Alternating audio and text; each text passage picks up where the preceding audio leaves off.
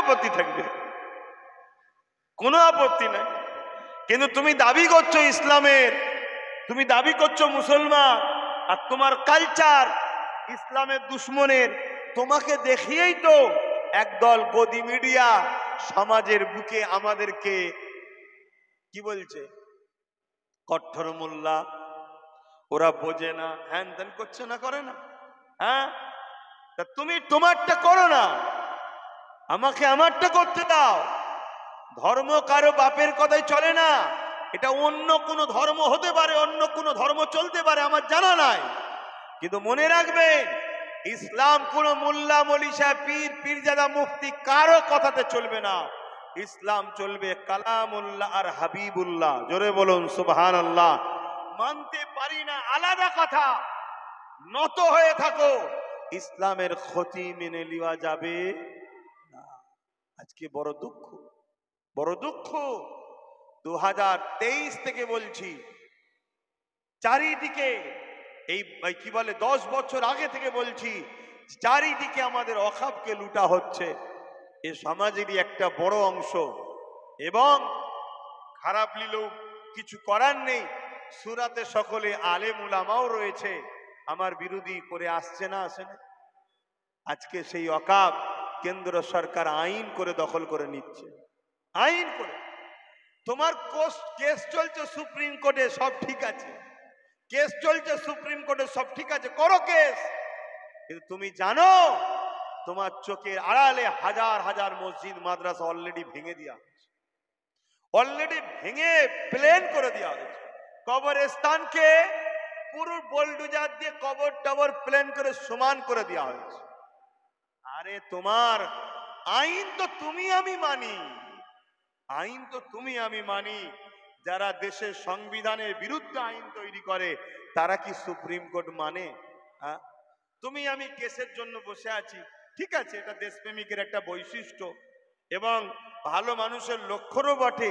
কিন্তু আমি বলতে চাইছি, এটা যদি 10 বছর আগে থেকে চিল্লাচ্ছি, আমাদের বাপ ভাবা দরকার ছিল। এখন হয়তো অনেক আন্দোলন হবে, আরো হওয়া দরকার, হোক, হওয়া অস্বীকার করছি না। কিন্তু বাপ, ঘর যখন পুড়ে ছাই হয়ে গেল, তখন আর পানির গাড়ি নিয়ে এসে আর কি হবে? কথা বুঝে আসছে না? নাই? অতএব একটু আগে ভাবলে হতো না? আমার বক্তব্য এই জায়গায়। তারপরেও বলবো, এখনো আন্দোলন দরকার। কেন, এখন যদি আন্দোলন বন্ধ করে দেওয়া হয়, আগামী দিন আরো ভয়ানক ভয়ানক আইন আসতে চলেছে, আরো ভয়ানক ভয়ানক আইন তৈরি করবে এরা, আরো ভয়ানক ভয়ানক। কোন একটা জায়গায় আমি বলেছিলাম, হয়তো আফসোস করে, যে আজ তোদের কাছে বললাম যে আমাকে সাপোর্ট কর, আমার কথাটা শোন, আমার কথাটা শোন। তোরা হয়তো আমার কথা শুনলি না। একটা দিন তোরা আমার কথা শুনবি, সেদিন তোদের ভোটের আর দামও থাকবে না। কোন এক জায়গায় মনে হচ্ছে বলেও ছিলাম, আফসোস করে। হ্যাঁ, তা নতুন একটা আইন হয়তো খুব শিগগিরই আসবে। সেই আইনে মুসলমান থাকবে ভারতে, কিন্তু ভোটার অধিকার কেড়ে নেওয়া হবে, ভোট দিতে পারবে না। মুসলমান থাকবে, ভোট দিতে পারবে না। এবং যেখানে 90%, 60%, 70%, 80% মুসলমান, সেই সব জায়গাগুলোকে সব রিজার্ভ করে দেবে। রিজার্ভ বোঝেন? মানে মুসলমান দাঁড়াতে পারবে না, হয় এসটি রিজার্ভ না এসসি রিজার্ভ। কথা বুঝে আসছে? এরকম রিজার্ভ করে দেবে। কথা বুঝে আসছে? আর যেগুলো একেবারে নাচারে, কিছু কিছু জায়গায় এক চান্সে তো সব করবে না, পারবে না, সেগুলোকে দেখবেন ওবিসি মহিলা করে দেবে। তার মানে কি, মুসলিম যদিও দাঁড়ায়, মহিলা দাঁড় করা কেন? মুসলিম মহিলা ছোটবেলা থেকে সে মুসলিম ইসলামের কালচারে তৈরি, সে অন্যদের মতো পুরু ঝাঁপিয়ে, যেটা বুঝতে পারছেন তো নাকি, জুলুমের উপরে পড়তে পারবে না। অতএব দাও এগুলো। তাহলে কিভাবে আমাদেরকে শেষ করা চক্রান্ত চলছে, কিন্তু আমাদের কোনো খেয়ালই নেই। আমাদের কি খেয়াল, আর কি বলবো, আর কিছু বলারও নেই। আমি অনেক কিছু চিন্তা ভাবনা করে বাপ, অনেক দিন ধরেই চিৎকার চেঁচামেচি করছি, কিন্তু দুঃখের বিষয়, এ জাতির একটা বড় অংশ গাদ্দারি করেছে, গাদ্দারি করেছে। তবে মায়ুস হয়েও না, আল্লাহ আছে, আল্লাহর উপরে ভরসা করো, চেষ্টা করো, এখনো সময় আছে, সময় এখনো তো আল্লাহ রেখেছে, চেষ্টা করো। তবে যদি কারো ভুলও হয়ে থাকে, আল্লাহ তাকে ভুল বুঝার তৌফিক দিক, ফিরে আসার তৌফিক দিক। বলুন আল্লাহুম্মা আমিন। আরো জোরে বলুন আল্লাহুম্মা আমিন। কেন আপনি যেদিকেই আমাকে অঙ্ক শোনান, আমি দুটো জিনিস বুঝি বাপ, দুটো জিনিস বুঝি। লোহা না হলে লোহা কাটা যায় না, লোহা না হলে লোহা কাটা যায় না। অতএব রাজ ক্ষমতা যখন কোনো আইন তৈরি করে, তার প্রতিরোধ করার জন্য রাজ ক্ষমতা ছাড়া করা যায় না। আমরা হয়তো সবাই মনে করতে পারি কেন আমাদের রাজ ক্ষমতা তো আমাদের দিদি রয়েছে, আমাদের দিদি তো অলরেডি কি বলে দীঘাতে 3 দিন গোশ মাছ খাওয়া সব ব্যান্ড লাগিয়ে দিয়েছে, জানেন তো নাকি? হ্যাঁ, মানে কি ইশারায় চলছে বুঝতে পারছেন না? সব ইশারাটা কোথাকার হচ্ছে বুঝতে পারছেন তো নাকি?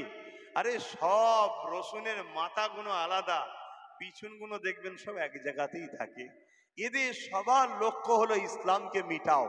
যদি রাজ্য সরকারের ইসলাম মিটাবার চিন্তা ভাবনা না থাকতো, তাহলে 2024-এ যাও গুগলে সার্চ করো, 2024-এ মাদ্রাসা বোর্ড থেকে কোরআনকে তুলে দিয়েছে। দেখো, সার্চ করো না। শুনছেন তো নাকি? কমসে কম শোনার পরেও তো একটু জাগো। হ্যাঁ, 2025-এ কেন্দ্র সরকার আইন করছে কি, ওয়াকাফ বিলের ওয়াকাফ কমিটির মধ্যে অমুসলিম থাকবে। 2025-এ আইন করছে কি ওয়াকাফ কমিটির মধ্যে অমুসলিম থাকবে।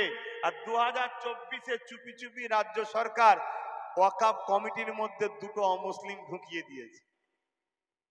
শুনছেন তো? তাহলে বুঝতে পারছেন? হ্যাঁ, ইসলাম এজন্যই বলেছিল, বা আমিও শুনিয়েছি, প্রকাশ্য দুশ্মনের থেকে বন্ধু সুরাতে দুশ্মন হলো ভয়ঙ্কর বেশি। কেন্দ্রে যে সরকার আছে, প্রত্যেকটা বাচ্চাকে জিজ্ঞেস করো যে কেন্দ্রে যে সরকার আছে, সরকার ইসলামের বন্ধু না দুশ্মন? প্রত্যেকটা বাচ্চা বলবে ইসলামের দুশ্মন। বলবে না? বলবে না? জোরে বলুন। কিন্তু সবাই আমরা জানি রাজ্য সরকার আমাদের বন্ধু দরদি, তাই তো নাকি? এজন্যই তো বললো দিল্লি চলে যাও আন্দোলন করতে, দিল্লি যাও। বন্ধু বলেই তো বলেছে, কত ভালোবাসে আমাদের ঘরে, এজন্য বললো দিল্লি যাও। এজন্যই রসুল বললেন, আমার ভয় হয় আমার উম্মতকে মুনাফিকরা ধ্বংস না করে দেয়। ও হচ্ছে প্রকাশ্য দুশ্মন, এ হচ্ছে মুনাফিক। কে মুনাফিক? আবার মুনাফিক বললে অনেক আলেম ওলামাকে জিজ্ঞেস করবে, হ্যাঁ আমাকে মুনাফিক বললো আব্বাস সিদ্দিকী, মুনাফিক মানে কি রা? আবার আমাদের মৌলী সাহেবরা শিখাবে মুনাফিক মানে এই বলে, এই বলে। কথা বুঝে আসছে তো নাকি? কালকে আমার নামে আবার হয়তো একটু কিছু হতেও পারে, দেখো গে যাক, আমি ভুল কিছু বলছি ভাই। মুনাফিক কাকে বলে? মুখে এক দিলে এক, কথাই কথাই মিথ্যা। এগুলো তো মুনাফিকের নমুনা। কি এক কথা বলছে না তো? হ্যাঁ, মুনাফিক। আর আল্লাহ রসুল বললেন মুনাফিক হলো সব থেকে বড় ভয়ঙ্কর। প্রকাশ্য দুশ্মন যত শক্তিশালী হোক, আল্লাহর উপরে ভরসা রেখে আগালে বিজয় অবশ্যই হয়েছে, আগামীতেও হবে। জোরে বলুন সুবহানাল্লাহ। ইতিহাসের পাতা সাক্ষী দেয়, হযরত সালাউদ্দিন আইবি হুজুরের নাম আমরা সবাই শুনেছি। 12,000 সৈন্য নিয়ে মসজিদ আকসাকে উদ্ধার করার জন্য যাচ্ছে, কেননা মসজিদ আকসাকে সেলিবিয়ারা জোর করে দখল করে নিয়েছে। আজ যেমন আমাদের বাবরি মসজিদকে জোর করে নিয়ে নেওয়া হয়েছে। সত্য না মিথ্যা? হ্যাঁ, সত্য করে বললো, জোর করে দখল করেছে এবং শহীদ করে দিয়েছে আমাদের মসজিদকে। কারা? এই দেশের একদল সন্ত্রাসবাদ। করেছে না করেনি? এটা তো সত্য কথা, এবং সুপ্রিম কোর্টও বলছে এটা সত্য কথা। আপনারা মানবেন না? কোর্টের কথা শুনবেন না? শুনবেন না? হ্যাঁ, খুব ভালো করে বোঝেন। ঠিক তেমন এই মসজিদে আকসাকে হযরতে সালাউদ্দিন আইবির সময়, তার আগে থেকে সেলিবিয়ারা দখল করে নিয়েছিল। হযরতে সালাউদ্দিন আইবি বড় হলেন, 12,000 সৈন্য নিয়ে মসজিদ আকসাকে উদ্ধার করার জন্য এগিয়ে গেল। এ না জওয়ানেরা, তরুণেরা, বাপেরা, সালাউদ্দিন আইবি মসজিদ আকসা থেকে বেশ কিছুটা দূরে একটা জায়গায় তাঁবু তৈরি করলেন। 12,000 সৈন্য নিয়ে সেখানে আরাম করতে লাগলেন, রেস্টে রইলেন। একজনকে গোপন ভাবে খবর নিতে পাঠালো, যাও ছদ্মবেশে গিয়ে মসজিদ আকসার চতুর্দিকে সেলিবিয়াদের কি পরিকল্পনা রয়েছে সে জানাও। সালাউদ্দিন আইবি হুজুর তাহাজ্জুদের নামাজ পড়ে নিয়ে দরুদ শরীফ মুরাকাবার মধ্যে রয়েছে। এমন সময় খবর আনলো হুজুর 4 লক্ষ সেলিবিয়ারা মসজিদ আকসাকে ঘিরে রেখেছে। সালাউদ্দিন আইবির হাতে মাত্র 12,000 রয়েছে। সৈন্য কত? 12,000। ওইদিকে কত? আসমান জমিনের মতো পার্থক্য তো নাকি? তরুণেরা, সালাউদ্দিন আইবি শুনলেন। শোনার পরে আস্তে আস্তে তিনি উঠে কামরায় গিয়ে সিজদায় পড়ে গেলেন। তাঁবুর ভেতরে গিয়ে এমন করে ফজরের ওয়াক্ত হয়ে যায়, নামাজ আদায় হয়ে গেল। হযরত সালাউদ্দিন আইবি তিনি তামাম সৈন্যদেরকে নিয়ে একটা মাঠে দাঁড় করালেন। উঁচু জায়গায় দাঁড়িয়ে গিয়ে বলতে লাগলেন, এ আমার সৈন্যরা, রাত্রি আমি গোপনে খবর নিয়েছি সেলিবিয়ারা 4 লক্ষ সৈন্য উলঙ্গ তরোয়াল দিয়ে আল্লাহর ঘর মসজিদ আকসাকে ঘিরে রেখেছে, আর আমাদের সংখ্যা মাত্র 12,000। তবে তোমাদিওকে আমি জানিয়ে দিই, এই লড়াই কিন্তু বড় ভয়ানক লড়াই হবে, এটা বড় খুনি লড়াই হবে। এখানে মানুষ বড় কতল হয়ে যাবে, কেননা ওদের সংখ্যা হলো 4 লক্ষ, আমাদের হলো 12,000। ওদের হাতে অস্ত্র সুসজ্জিত রয়েছে। তাই আমি সালাউদ্দিন তোমাদেরকে পারমিশন দিলাম, স্বাধীন করে দিলাম, যার ইচ্ছা করে ফিরে যেতে পারো, তবে আমি সালাউদ্দিন ফিরব না। আল্লাহর ঘর যখন পরাধীন হয়ে আছে, আমার বেঁচে থাকার কোনো ইচ্ছা নাই। আমি আল্লাহর ঘরের জন্য শহীদ হওয়া পছন্দ করি, রাজগদিতে বসে মিশরে ফিরে যেতে রাজি নয়। এই চিন্তাধারা আমাদের আছে? বলুন, আমাদের কারো আছে? এই জন্যই তো মার খাচ্ছি। কি করা যাবে? আমরা তো পাওনাদার। আমরা যে মার খাচ্ছি এটা আমাদের পাওনা। ও ভাববেন ভাই, ভাববেন। আমিও পারতাম কারোর সঙ্গে সেটিং করে দালালি করে না কোটি কোটি টাকার মালিক হয়ে যেতে পারতাম, কিন্তু আল্লাহর কাছে মুখ দেখাতে হবে। আমি আপনাদেরও বলছি, 1,000, 2,000, 5,000, 10,000 সব সেটিং হওয়া, বিক্রি হওয়া, আল্লাহর কাছে মুখ দেখাতে হবে। মনে রাখবেন, একটা বেঈমান, একটা চিটিংবাজ, একটা ধোঁকাবাজ ইসলামের দুশ্মন ডাকলে সেখানে গিয়ে তোমরা ভিড় করে তাদের হ্যাঁ হ্যাঁ বলো, তাদের নাই না বলো। আর ইমানদার যখন বুঝায়, নবীর খানদান যখন বুঝায়, তখন মাথায় ঢুকতে চাইনি অনেক মুসলমান আছে, ঢুকতে চাই না। জবাব কিন্তু আল্লাহর কাছে দিতে হবে। আজকে এত বড় একটা ঘটনা ঘটছে, পুরো মুসলমানদের মসজিদ মাদ্রাসার অস্তিত্বের ব্যাপার চলছে। কি কজন সুপ্রিম কোর্টে কেস করতে গেছে বলুন? কজন গেছে? হ্যাঁ, সেই নবী বংশের আওলাদ নওশাদ সিদ্দিকী কেস করতে গেছে, অথচ তাকে কতজন গালিগালাজ করেছে, কত মোল্লা মলি সাহেব, ইমাম সাহেব, কত মুসলমান তার বিষয়ে ছোট বড় কথা বলেছে না বলেনি? দালাল টালাল থেকে শুরু করে আমাকেও বলেছে। এখনো সময় আছে, তওবা করুন, পরিবর্তন হন, ভাবুন।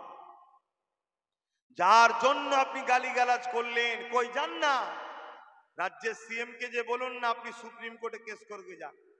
কেউ না সিএম এর ধন্যবাদ জানায়, আমি ধন্যবাদ জানাবো। বিশাল বড় জমায়েত করে রাজ্যের সিএম কে ধন্যবাদ জানাবো। কি রাজ্যে নিন্দা বিল পাস করুক যে আমার রাজ্যের এমএলএ এমপিদের দিয়ে, এমপিদের দিয়ে যে আমার রাজ্যে এই অকাপ কানা কানুন লাগু হতে দেবো না। এই দেখুন আমার এমএলএরা সব সই করেছে, ওই ডাটাটা নিয়ে সমস্ত এমএলএর পক্ষ থেকে রাজ্যের সিএম সুপ্রিম কোর্টে কেস করবে। এই কেসের পাওয়ার আছে না? না, একটা রাজ্যের পাওয়ার। এভাবে 8টা রাজ্য কেস করেছে, আমার রাজ্যের সিএম করলো। উপরন্ত কি বলছে? দিল্লি চলে যাও। আর সেখানে হাজার হাজার আলেম উলামা পীর পীরজাদা সব দাঁড়িয়ে আছে, কারো মুখে কথা নেই, কারো মুখে কথা নেই যে আপনি কি কথা বলছেন। কে কোথা আন্দোলন করবে না করবে, গণতান্ত্রিক স্বাধীনতা। আর আপনি তো নিজে বলছেন আমি বিজেপির বিরুদ্ধে, তা আইনটা তো বিজেপি করেছে, তাহলে এই রাজ্যে যত আন্দোলন হবে তত বিজেপির বিরুদ্ধে মানুষকে জাগানো হবে, ঠিক না বেটি? তাহলে আপনি আন্দোলন করতে দিচ্ছেন না কেন? না, ওপর থেকে ফোন এসে গেছে যদি আন্দোলন করিস তাহলে ইডি সিবিআই পাঠাবো। শুনছেন? হাতে সামলা। তাই তো ভাঙরের নিরীহ হাজার হাজার ছেলের নামে কেস দিল, মারলো। কেন? কি অপরাধ করেছে ছেলেগুলো? না, ওয়াকাব বাঁচাবার জন্য তারা আন্দোলনে যাচ্ছিল, আর তাদেরকে রাজ্য সরকারের পুলিশ কেস দিচ্ছে। আমার কথা খারাপ দিচ্ছে? আরে কেন্দ্র সরকার দুশ্মন আমাদের সবাই জানে, 100% জানে। যদি কেন্দ্র সরকার একটা প্রকল্প চালু করে যে প্রত্যেকটা বাড়িতে মা বোনকে বছরে মাসে 5,000 করে 10,000 করে টাকা দেবো, তথাপিও কোনো মুসলমান কেন্দ্র সরকারকে ভোট দেবে না। কেন? ও জানে এ গাদ্দার 5,000 10,000 করে দিয়ে ক্ষমতায় এসে আমাদেরকে জবাই করে ফেলবে। শুনছেন না শোনেননি? এটা সবাই আমরা জানি, কিন্তু ওরই তৈরি করা আরো সব চলছে যেগুলো, সেগুলোকে তো চিনতে পাচ্ছি না। সেগুলো ঘুমটা দিয়ে আমাদের সামনে এসে বসে আছে। কেন? যদি না সেকুলার সাজে তাহলে আমাদের 110টার উপরে সিট হয়ে যাবে। কটা? 110টা যদি পেয়ে যায় এমএল, আজকে ভাবুন তো 900-এর সাথে যদি আরো গোটা 30-40 থাকতো, শক্তিটা বাড়তো না কমতো? একটু হ্যাঁ কি না বলুন? তাহলে সেই জায়গায় যদি 110-20টা হয়ে যায় তাহলে পাওয়ারটা কি কম? এজন্য ঘুমটা দিয়ে হোক আর সেকুলার সেজি আরো কাউকে ও রাখা হয়েছে আমাদেরকে বোকা বানাবে বলে। আর আমরা বোকার মতো মুখের দিকে চেয়ে আছি, এদিকে ভেতরে ভেতরে ভেতরে ভেতরে ভেতরে সংগঠন বিস্তার হচ্ছে। আর হচ্ছে না, হয়নি কেন? কিছু মাথায় ঢুকছে? আগামী দিনটা বড় ভয়ানক, বড় ভয়ানক। সালাউদ্দিন আইবি কি বললেন? 12,000। অতএব তোমরা তো ঘরে স্বাধীন করলাম, তোমাদের মন যাই যেতে পারো লড়াইয়ে, আর না হয় ঘরে ফিরে চলে যাও। সবাই একটাই কথা বলেছিল, ও হযরত সালাউদ্দিন আইবি, আমরা অন্য কারো সেনা নয়, আমরা সালাউদ্দিন আইবি সেনা। যিনি আল্লাহ নবীকে এতটা ভালোবাসেন, তিনি দরুদ ছাড়া কোনোদিন ঘুমান না। যিনি আল্লাহকে এত ভয় করেন, তাহাজ্জুদের নামাজও কখনো ছাড়েন না। যিনি ইনসানিয়াত পরায়ণ রাজা, তিনার সৈন্য আমরা। তাই কখনো ভয় আমরা করি না। 4 লক্ষ টাকা যতই থাক, আমরা এর বিরুদ্ধে লড়াই করে আল্লাহর ঘর মসজিদকে যে দখল করে রেখেছে, ওই মসজিদকে আমরা উদ্ধার ইনশাআল্লাহ করব। এই বলে তারা প্রস্তুত নিয়ে নিল। এ যুবকরা ইতিহাসের পাতা সাক্ষী দেয়, সালাউদ্দিন আইবির সঙ্গে 12,000 এমন করে সৈন্য নিয়ে মসজিদ আকসার দিকে যখন আগিয়ে গেল, সেলিবিয়ারা আগিয়ে আসতে লাগলো। এই লড়াই শুরু হয়ে গেল। 12,000-এর মোকাবেলায় 4 লক্ষ সেলিবিয়া সৈন্য শুধু হেরেছে তা নয়, পালাবার পর্যন্ত রাস্তা খুঁজে পাইনি। আরো জোরে বলুন সুবহান। এই ইতিহাস যখন ইহুদিরা পড়েছে, শুনছেন? এই ইতিহাস দেখে ইহুদিরা শপথ করেছে। কি শপথ?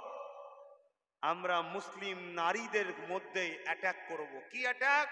যাতে কোনো মুসলিম মা যেন সালাউদ্দিনের মতো বাচ্চা প্রস্রাব জন্ম না দিতে পারে, তাই কোনো মুসলিম নারীকে আমরা ভালো রাখবো না। শুনছেন তো নাকি? বলুন, আমাদের মা বোনেরা এখন ভালো আছে? তাহলে সালাউদ্দিন হবে কি করে? এটা তো তাদের পরিকল্পনা। এদের বাড়িতে গান, নাচ, সিনেমা, টিভি, জুয়া, সুদ, ঘুষ ঢুকিয়ে দাও, ফ্রি টাকা ঢুকাও। একটা স্বামী যদি ইনকাম করে নিয়ে আসে, ও স্বামী যদি হারামও ইনকাম করে নিয়ে আসে, ওই খাদ্যর জন্য স্ত্রী কোনো দোষী নয়। কেন? স্বামী হলো তার গার্জেন, স্বামীর দায়িত্ব হালাল খাওয়ানো। কিন্তু যখনই নারী প্রকল্প শুরু হবে, যে নারীদের ঘরেই শুধু দেওয়া হবে, 1,000 হোক 2,000 হোক, তার মানে কি এই ইনকামটা নারীর, এই টাকাটা যদি হারাম হয়, এজন্য মা তুমি দোষী, তুমি দোষী। আর তুমি যখন হারাম টাকা ইনকাম করে খাচ্ছ মা, তোমার পেটে সালাউদ্দিন আসবে কি করে? তোমার পেটেতে এমন মুসলমানের ঘরে জন্ম হবে যে ছেলেগুলো বড় হবার পর নবীর আওলাদদেরকে গাল দেবে আর বেঈমান কাফের মাদ্রাসা দুশমনগুলোকে সাপোর্ট করবে। সমাজে হচ্ছে না, হয় না? আমার রাজ্যে 10,000-এর উপরে মাদ্রাসা শিক্ষার তা কি বলে ভ্যাকান্সি খালি 10,000। আমার ফুরফুরা শরীফে 13টা শিক্ষক খালি। বলেন যেখানে শিক্ষক থাকবে না সেখানে পড়াশোনা হবে? পড়াশোনা যদি না হয় মাদ্রাসা বন্ধ হয়ে যাবে। তাহলে বলুন, কেন্দ্র সরকার তো ইসলামের দুশ্মন, মাদ্রাসার দুশ্মন, সবাই আমরা জানি। ইনি যে ঘুমটা দিয়ে মাদ্রাসা শিক্ষক গুলো তুলে দিয়ে মাদ্রাসাকে মিটাচ্ছে, এটা কবে জানবেন? বড় দুঃখ, আমাদের সমাজের আলেম উলামা, পীর পীরজাদা মৌলানারা কেন্দ্র সরকারের বিষয়ে 100টা কথা বলে, আর রাজ্য সরকারের অন্যায়ের বিষয়ে একটাও কথা বলবে না, উপরন্তু বাহবা দেয়। তাহলে বলুন, এটা কি দালালি নয়? কি গো, বলতে লজ্জা লাগছে?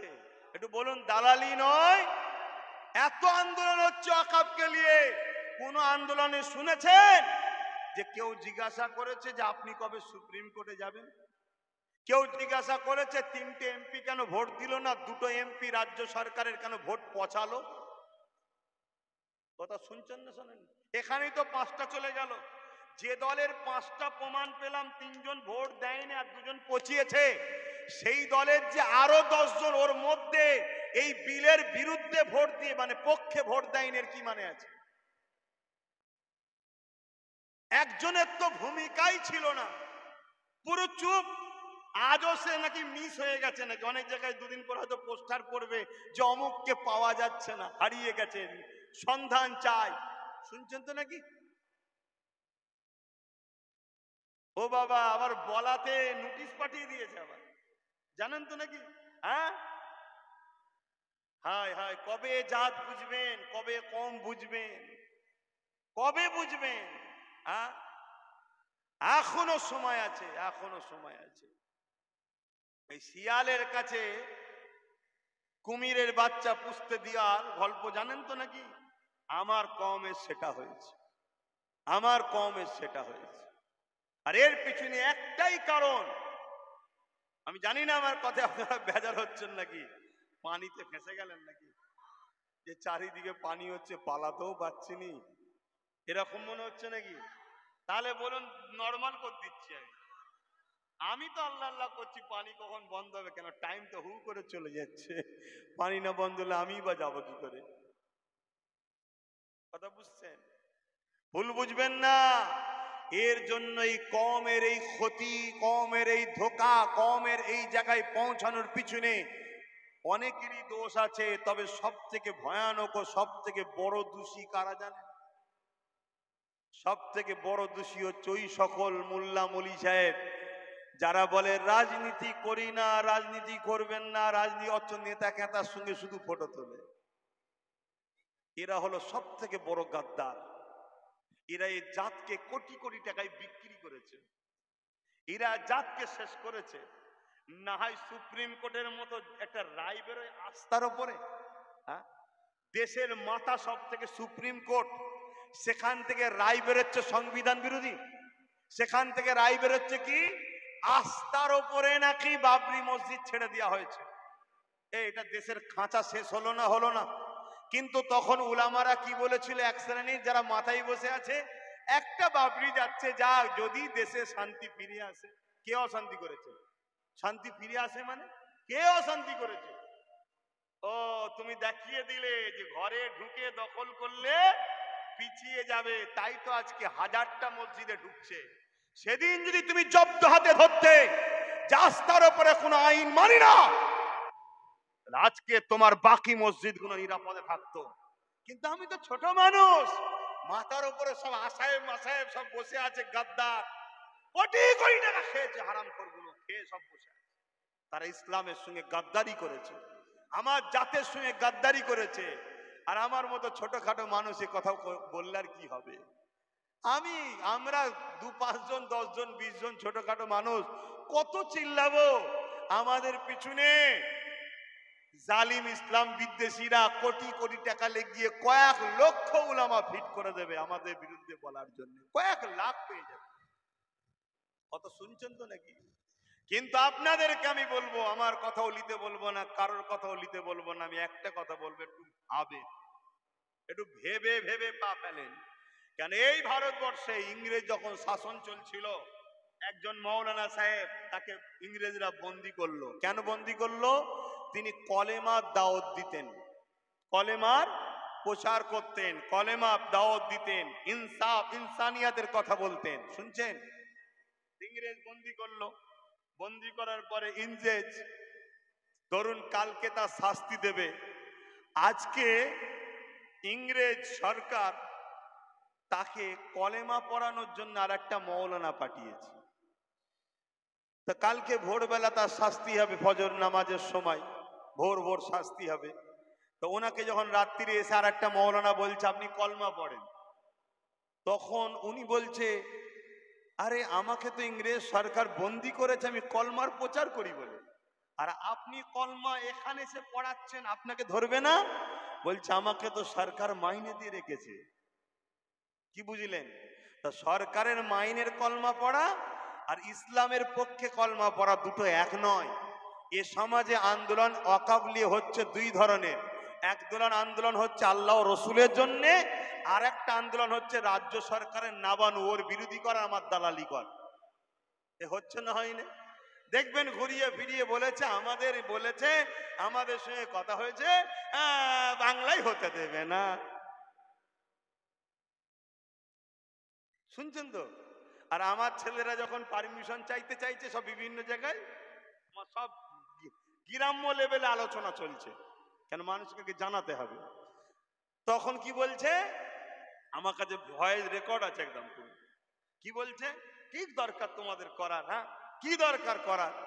রাজ্যের তো সিএম বলেছে হতে দেবে না। আচ্ছা বলুন ভাই, এই হতে দেবে না বলেছে আমরা বিশ্বাস করে নেবো? আমার তো মনে হচ্ছে অনেকে বিশ্বাসও করে নিয়েছে, সব চুপচাপ হয়ে গেল কেন তাহলে? কি গো, আমার তো মনে হচ্ছে অনেকে বিশ্বাসও করে নিয়েছে, হ্যাঁ হবে না হবে না। আরে অত সহজ নয় বাপ। কোন জিনিস যখন আইন হয়ে যায় সেটাকে বন্ধ করতে গেলে প্রসেসিং শুনুন। নাম্বার ওয়ান, আইন হয়ে গেলে আইনের অস্ত্র দিয়ে কাটতে হবে। লোকসভা, বিধানসভা, রাজ্যসভায় বিল পাস হয়েছে, এর থেকে ওপর হলো সুপ্রিম কোর্ট। সুপ্রিম কোর্টে তোমাকে আইনে লড়াই লড়তে হবে। এবারে বলুন, সুপ্রিম কোর্টে যদি 8টা রাজ্যের জায়গায় যদি আরো 2-5টা রাজ্য কেস বাড়াতো, তাহলে সুপ্রিম কোর্ট একটু হলো আরো ভাবতো না? তাহলে প্রত্যেকটা রাজ্যের পক্ষ থেকে কেস করা দরকার। দ্বিতীয় নম্বর কথা, 1টা 2টো 3টে 5টা এমপি, 1টা 2টো 3টে 5টা এমএলএ কেস করা, আর হাজার হাজার এমএলএ এমপি কেস করা, 1-200 এমএলএ এমপি কেস করা, ক্ষমতা বাড়তো না কমতো? বাড়তো। এরপরও শুনুন, আমরা সবাই যদি, যারা একটু মাথায় আছে, একটু মাথায় দায়িত্বে আছে, বড় বড় পদে যারা আছে, সমস্ত মুসলিম উলামারা যদি বড় বড় যারা পদে আছে তারাও যদি কেস করতো, তাহলে পাওয়ারটা বাড়তো না কমতো?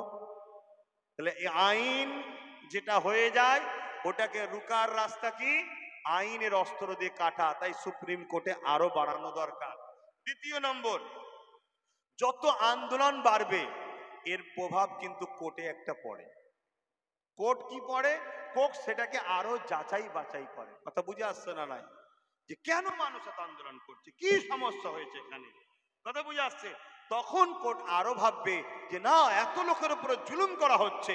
কি জুলুম? যে ওয়াকফ যে আইন তৈরি হয়েছে, এই আইনটা সংবিধানের বিরুদ্ধে। ওয়াকফ যে আইনটা তৈরি হয়েছে, এই আইনটা মুসলমানদের অধিকারকে হরণ করেছে। ওয়াকফ যে আইনটা তৈরি করেছে, এই আইনটা মুসলমানদের ধর্মের উপরে আঘাত দিয়েছে। কথা বুঝে আসছে না? নাই কে 5 বছর প্র্যাকটিসিং মুসলমান, এটা জানার জন্য জেলা শাসকের কি অধিকার আছে? জেলা শাসক কি বোঝেছে? সে কি বোঝে? সে মুসলমান ও মুসলমানের কি বোঝে? কিন্তু তার হাতে পাওয়ার দিয়ে দেওয়া হয়েছে। দুর্ভাগ্য আমাদের দুর্ভাগ্য, আর এর জন্য দোষী আমরাই। তাহলে এইভাবে আমার ধর্মের উপরে এটা আঘাত দেওয়া হয়েছে। তাহলে সেই জায়গায় আন্দোলন তো করতে হবে, কিন্তু মনে রাখবেন আইনকে কাটতে গেলে আইনের অস্ত্র দিয়ে কাটতে হয়। দ্বিতীয় নম্বর কি?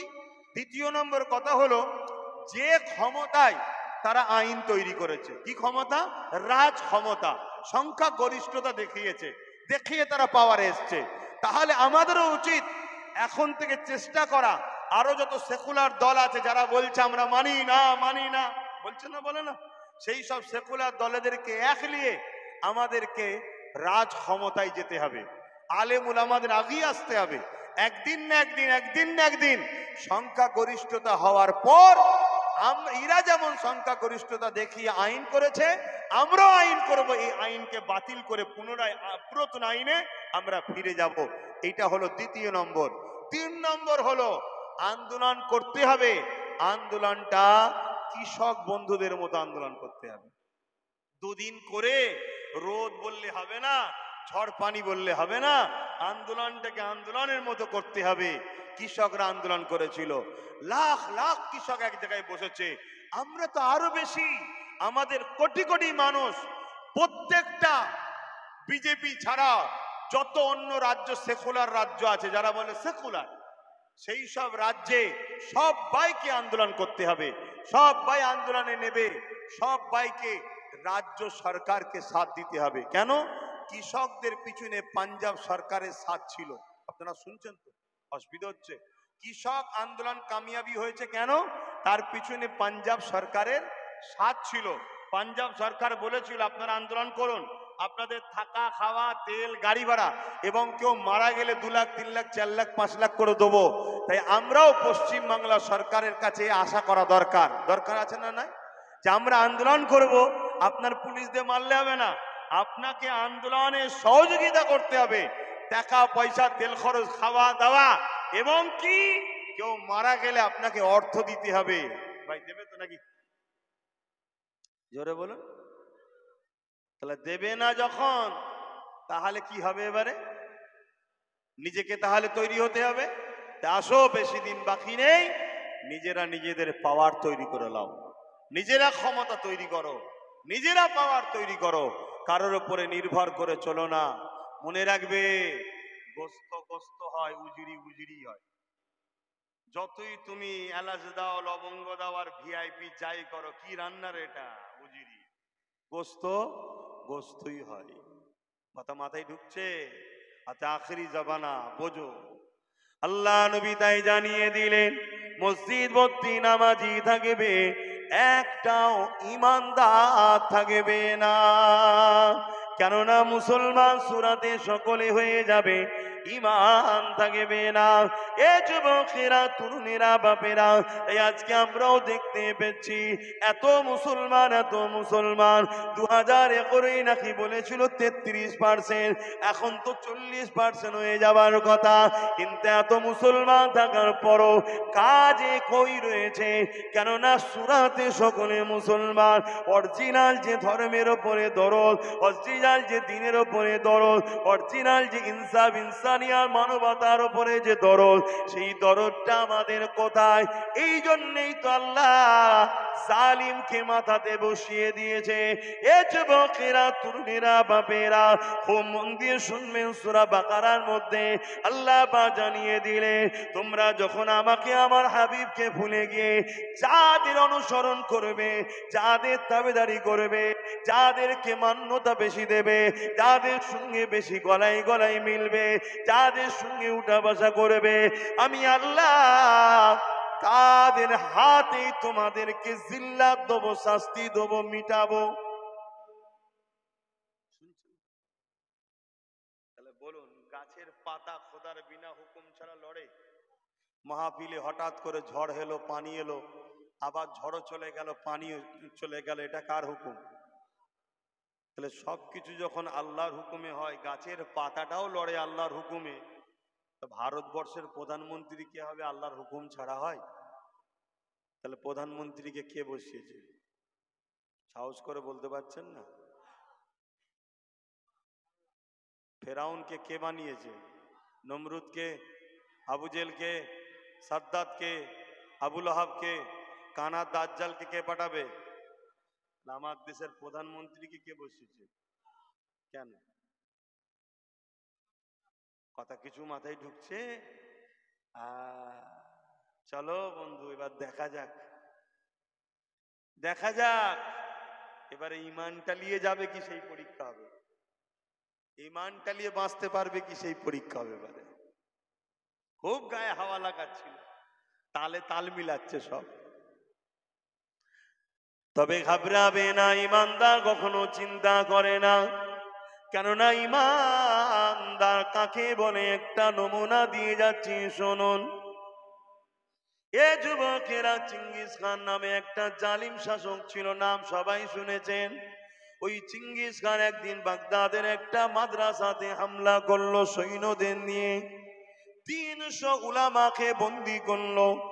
300 উলামাকে বন্দি করে কাতার দিয়ে দাঁড় করিয়ে দিল। জাল্লাদকে বলতে লাগলো, 3টে কাতারে ভাগ করলো, 100 100 100। প্রথম কাতারে যে 100 উলামা দাঁড়িয়ে রয়েছে, ওর মধ্যে এক কিনারাতে একজন বয়স্ক মুরব্বী আলেম ছিলেন। এ যুবকেরা, তরুণেরা এমন করে চিঙ্গিস খান বলতে লাগলো, এই উলামা গুলোর গর্দান ওরা প্রথম কাতারের হুকুম দিল। জাল্লাদা গিয়ে সে ধারালো অস্ত্র দিয়ে একটার পর একটা আলেমের গলা কাটতে লেগেছে। শুনে রেখে দাও, জুলুম আজকে নতুন নয়। শুনছেন তো? ইংরেজ শুধু 50 60 70 হাজার উলামাকে দিল্লিতে মেরেছে এই দেশ স্বাধীন করার জন্য। উলামারা দেশের জন্য লড়াই করেছে। 60 70 হাজার শুধু দিল্লির বুকে উলামা হাফেজে কোরআনদেরকে ইংরেজ কতল করেছে। আর আজকে সেই দেশে ইংরেজদেরই রেখে যাওয়া, সেটা সাদা চামড়া, এটা কালো চামড়া, একই রাস্তায় যাচ্ছে। বিভাজন করো, বিভাজন করো। তারাও আজকে সেই মুসলমানদের উপরেই জুলুম করছে, ঠিক না বেটি?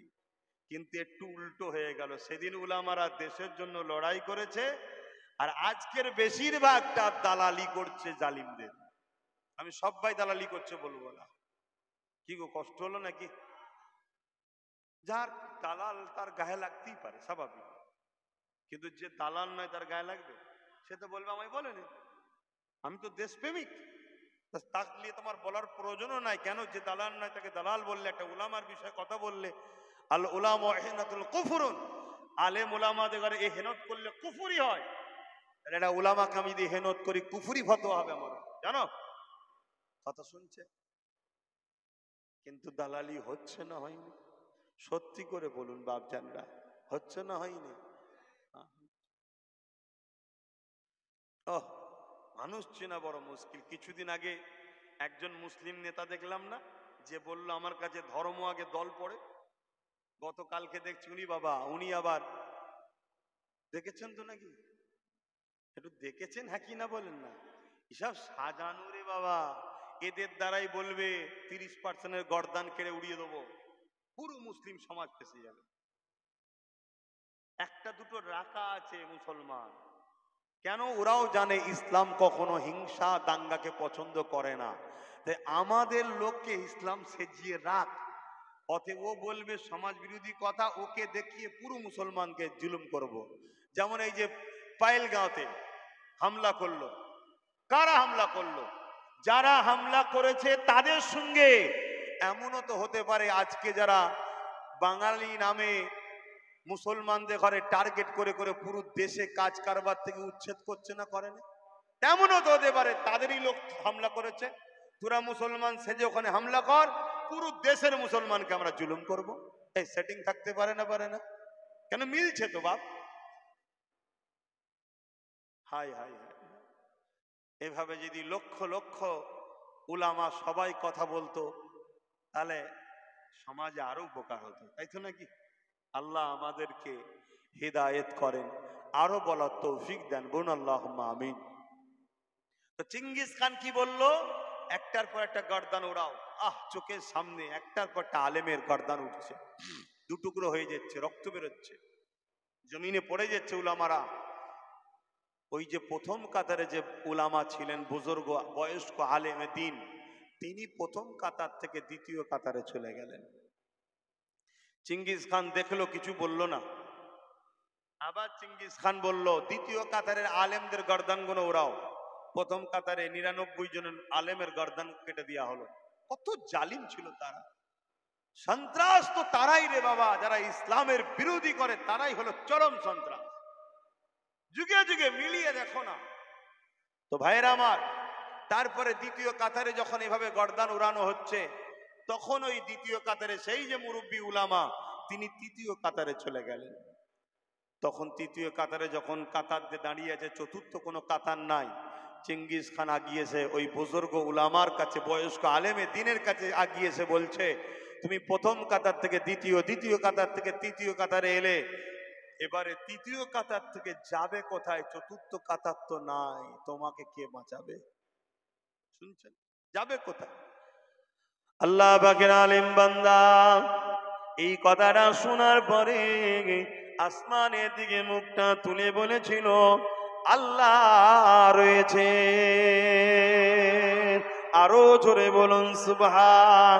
এ যুবকেরা, এই কথাটা শোনার সাথে সাথে চেঙ্গিস খান বড় রেগে গেল। রেগে গিয়ে জাল্লাদকে হুকুম করে দেয়, এই মুরব্বির গর্দানটাকে আগে ওড়াও। বাস চেঙ্গিস খানের মুখ দিয়ে কথা বেরোতে দেরি, এমনকি জাল্লাদ আগাতে শুরু করেছে, এদিকে ঘোড়াখানা লাফাতে শুরু করে দিয়েছে। যে ঘোড়ার উপরে চেঙ্গিস খান বসেছিল, ওই ঘোড়াটা লাফাতে শুরু করেছে। এত লাফাতেছে, ওই ঘোড়াকে কোনোভাবে কন্ট্রোল করা যাচ্ছে না। এবারে ঘোড়া ছুটতে শুরু করেছে, এদিক ওদিক লাফাতে শুরু করেছে। জাল্লাদ অস্ত্র ফেলে দিয়েছে, চেঙ্গিস খানের সৈন্যরা অস্ত্র ফেলে দিয়েছে, কেননা চেঙ্গিস খানকে বাঁচাতে হবে, এর জন্য সব পিছনে ছুড়েছে। এ যুবকেরা, খুব দ্রুত ঘোড়া ছুটতে লেগেছে, আর বিচ্ছিরি ভাবে চারিদিকে লাফাতে যেতে লেগেছে। একটা সময় ব্যালেন্স না রাখতে পেরে চেঙ্গিস খান ঘোড়ার পিঠ থেকে পড়ে গেল, কিন্তু একটা পা যে পায়ের উপরে রেখেছিল তাদের জড়িয়ে গেল। এই জড়িয়ে পরে ঘোড়ার সাথে খিসড়ে লেগেছে, ঘোড়া থামছে না।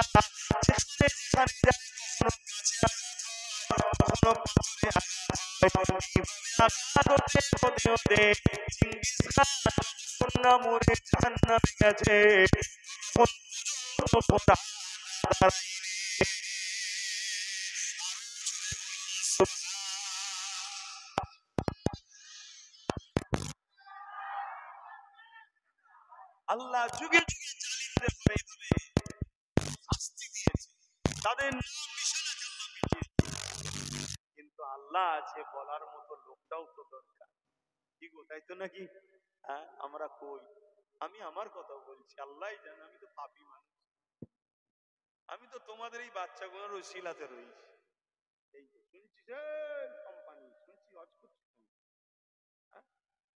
এই গুণের ওসিলাতে আমি রয়েছি, আমিও তো পাপী মানুষ, গুনাহগার মানুষ, কিন্তু আল্লাহর রহমতের উপরে ভরসা রাখি। লা তাকনাতু মির রাহমাতিল্লাহ, আল্লাহর রহমতের উপরে ভরসা রাখি। তো ভাই জান আমার, বাপ জান আমার, আল্লাহর উপরে ভরসা করুন, হক কথা বলুন, ন্যায়ের পক্ষে দাঁড়ান। যেদিন ছিল না আলাদা কথা এদিক ওদিক করেছেন, আজ যখন তোমার নবীর বংশধরের পক্ষ থেকে একজন আওয়াজ দিয়েছে, আসো, গরিবের চোখের পানি মুছতে হবে, সমাজকে দুর্নীতি থেকে বাঁচাতে হবে, মনে রাখবে তুমি যদি উম্মতে মুহাম্মাদি হও, তোমার ইমানি দায়িত্ব হচ্ছে তার পাশে সাথ দেওয়া। দায়িত্ব আছে না নাই? এটা তোমার দায়িত্ব। কে কি করছে আমার দেখার দরকার নাই। প্রত্যেকটা মুসলমান মোহাম্মদ রসুল ছাড়া এক কদম ফেলতে পারে না, গুটাতেও পারে না। অতএব ছিল না আলাদা কথা, যেদিক ওদিক যা খুশি আমরা করেছি, কিন্তু আজ যখন একজন ইমানদার কোরাইশ বংশের বাচ্চা আমাদেরকে ডাকছে, তার সাথ দেওয়া দরকার আছে না? এবং আমরা চোখের সামনে দেখছি বাকি সবাই আমাদের সঙ্গে প্রতারণা করেছে, ধোঁকা দিয়েছে, আমাদেরকে জিল্লাত দিয়েছে, আমাদেরকে যা বলেছে সম্পূর্ণ ঢপ দিয়েছে, মিথ্যা কথা বলেছে। 2011 রাজ্য সরকার বলেছিল আমি ক্ষমতায় আসলে ওয়াকফ উদ্ধার করে দেবো, ওয়াকফ উদ্ধার করে দিচ্ছে। আজও ৭৫,০০০ বিঘে জমি আমার বাংলায় রাজ্য সরকারের আমলা চামলা বা বেদখল হয়ে এদিক ওদিক ভোগ দখল করে বসে আছে। তোমাদের এই পাশে পীর আব্বাস আলী গোরাচাঁদ হুজুরের ৯০০ বিঘে জায়গা, তার মধ্যে থেকে মাত্র ৩ বিঘেও নয় ৯২ শতক জায়গা শুধুমাত্র এখন রয়েছে, বাকি সব জায়গা রাজ্য সরকারের সাহেব মাসাহেবরা সব দখল করে রেখে দিয়েছে। এটা কি অন্যায় নয়? কথা বলেন, এটা কি অন্যায় নয়? চুচুড়ার মাদ্রাসা রাজ্য সরকার তালা মেরে দিয়েছিল ওয়াকফ সম্পদ দখল করবে বলে। সে লড়াই করে আল্লাহ পাকের রহমত উদ্ধার হয়েছে। তো এই যে তালা মারা, এটা কি অন্যায় নয়? এই রকম কলকাতার বুকে 60 থেকে 70টা মসজিদ এখনো বেদখল হয়ে পড়ে আছে, যেখানে মাফ করবেন বড় দুঃখ লাগছে, সত্য কথা বলছি, কুকুর সোর পর্যন্ত ঘুরছে। তাহলে আল্লাহ আমাদেরকে ছেড়ে দেবে? হ্যাঁ, এজন্য জালিমকে বসিয়েছে, জালিমকে বসিয়েছে। এখনো সময় আছে, আল্লাহর উপরে ভরসা করে হকের পক্ষে। এখন আল্লাহ ছাড়া দ্বিতীয় কারোর উপরে ভরসা করবেন না, আল্লাহ ছাড়া দ্বিতীয় কাউকে ভয় করবেন না, কারোর উপরে জুলুম করবেন না, সে যে কোনো ধর্মের হোক। অন্যের হক মারবেন না, মানুষ মানুষে মিলেমিশে থাকবেন, একে অপরকে সহযোগিতা করবেন, নিজের মাতৃভূমি নিরাপদে রাখার চেষ্টা করবেন, কেন এটাও আমার ইসলামেরই হুকুম। নিজের মাতৃভূমিকে ভালোবাসা, এদিকেও খেয়াল রাখতে হবে। তো যাক, দরুদ শরীফ আল্লাহুম্মা।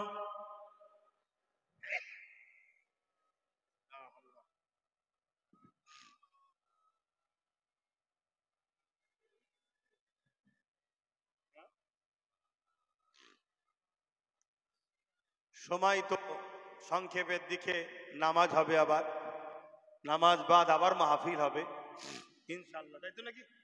মাহফিল হবে তো।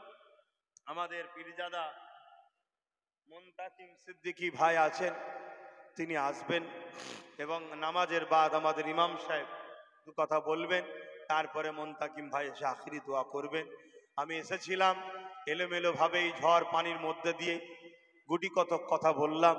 আমার কথাতে ভাষাতে ব্যবহারে দিল থেকে বলুন, কেউ কষ্ট পেয়েছেন? এবং যদি সত্যিই আপনারা আমার নবীকে ভালোবাসেন, দাদা হুজুরকে ভালোবাসেন, সেই ঘরের আওলাদ আমরা, বা যদি কিছু কষ্ট পাই, ভুল বলি, আপনাদের উচিত হবে সেটা আদবের সাথে আমাদেরকে ধরিয়ে দেওয়া, ঠিক না বেঠিক গো? ধরিয়ে দেওয়া, তাহলে সে কাজ থেকে আমরা দূরে সরে যাব, ঠিক না বেঠিক গো? আর যদি আপনি ভুলে থাকেন, আপনাকেও বুঝানো, এটা আমাদের দায়িত্ব আছে না নাই? আমি আবার বলছি, খুব ঠান্ডা মাথায় খেয়াল করে দেখুন, 2021-এ বলেছিলাম একটা আমাদের চেয়ারের পায়া দরকার, বলেছিলাম তো। আজকে বলুন, এই কথাটা মনে পড়ছে না পড়েনি? সত্যি যদি আমাদের চেয়ারের একটা পায়া থাকতো, তাহলে আজকে আমরা এই বাংলার বুকে এ কথা শুনতে পারতাম যে দিল্লি চলে যাও, না বাংলা সরকার কেস করতে যেত না। কথা বুঝে আসছে না নাই? ধরুন 4টে পায়া, 3টে উনার, উনি সরকারে বসে আছে, উনিই থাক।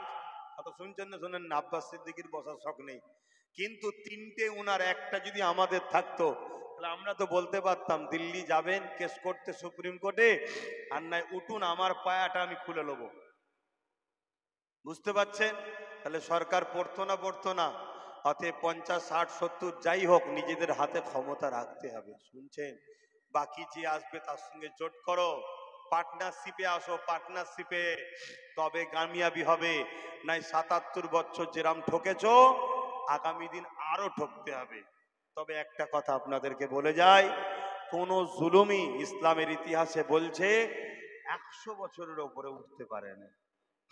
100 বছর পরে জুলুম শেষ হয়ে আল্লাহ আবার শান্তি, সভ্যতা, ইনসাফের পৃথিবী জুড়ে প্রতিষ্ঠিত হয়েছে, তা আমার মনে হয়। এবং নমুনাও তো চারিদিকে পাওয়া যাচ্ছে, নমুনাও তো চারিদিকে পাওয়া যাচ্ছে। ইনশাআল্লাহ হয়তো খুব শিগগিরই ইমাম মেহদী সাল্লামের নেতৃত্বে আবার পৃথিবীতে শান্তি ফিরে আসবে, বলুন ইনশাআল্লাহ। তো যাই হোক, সেদিন আল্লাহ যদি আমাদেরকে রাখে, আমরা হুজুরের সাথ দেবো, তাই তো নাকি? জোরে বলুন, দেবেন তো নাকি?